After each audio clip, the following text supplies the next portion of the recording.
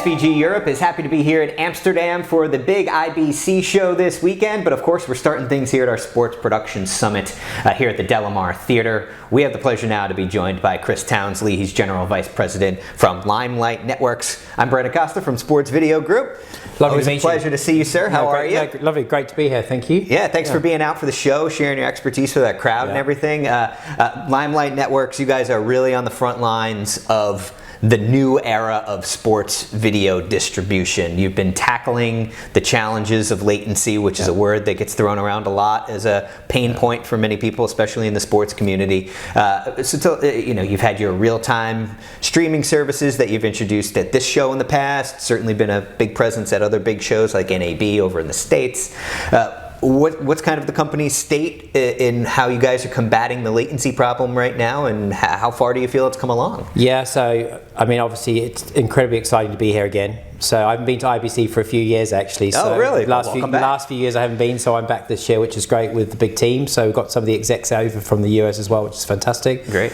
Yeah, no, it's quite exciting. It's we've just been sort of IDC have just announced us as a market leader, obviously in the CDN space as part of their recent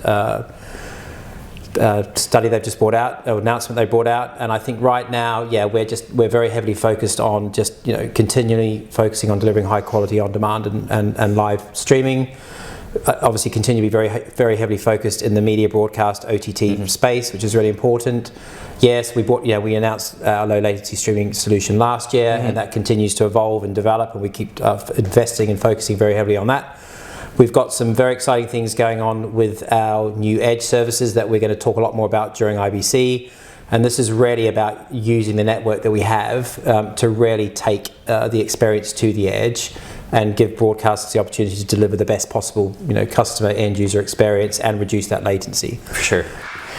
Yeah, so the work that you guys are doing in the edge computing side has been very compelling over the past couple of years. But from your perspective, at a show like this, big show on the calendar throughout the year, IBC, what are some other big trends in the industry that maybe you have your eye out on, whether it's things that might be affecting the consumer side, like the rise of 5G, or maybe learning a little bit more about Wi-Fi 6? I don't know, from a streaming perspective in such a rapidly evolving space, what are you maybe hoping to learn a little bit more about? Yeah, I mean, obviously 8K is going to be a big discussion point, and obviously adoption of 8K, and obviously what's significantly going to tie to that is obviously around codecs and around formats and basically formats to support obviously delivering content across all these devices. Sure. And when I talk about quality of content, I mean it's going to be how quickly are consumers going to be able to adopt. I mean we've talked about 4K and the adoption of 4K. Now everybody's sort of leading into 8K and the adoption of obviously 8K streaming as well. Latency, yeah, I mean everybody's going to be talking about latency. I think as we're seeing more live event type sports being delivered over the top, any sort of live event driven type event, whether that be newsworthy or whether that be a sport, is going to be incredibly important. But again, I think a lot of it is going to be about how our broadcasters delivering that best possible end user experience, no matter where their consumer is.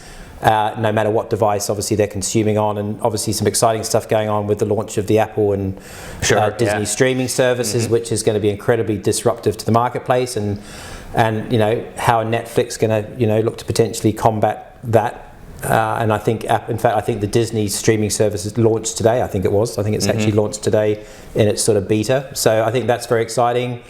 So I'm just looking forward to sort of getting around the show and having lots of discussions, and looking forward to a lot of meetings over the next few days as well. Great, yeah, really a lot of change going on right now. Some really impactful things are going to be happening over the next couple of months. So obviously, as we mentioned, we're here at the Delamar Theater for our annual Sport Production Summit. What does it mean for Limelight? You guys are at the forefront. You're thought leaders in a lot of these key issues that are facing a new generation of sports video production and distribution. What does it mean for the company to kind of be at an event like this and be dialed into the European market? Very excited to be here. I mean, I think if you just look at the whole market, I mean, the sort of the CDN market is going to be, I think right now IDC it's sort of valued at 13 billion. By 2023 in Europe, it's we're growing incredibly fast. There's just so much going on right now in this vertical. that we're just excited to be part of it. I think the way the technology is just moving, and as you said earlier, with 5G coming down the line, and obviously everybody again still paying a huge amount for the licenses for 5G. Right. Obviously there has to be the rollout of 5G, then obviously the adoption of 5G, and then what does that mean just to a consumer in terms of how they're going to consume content on their device.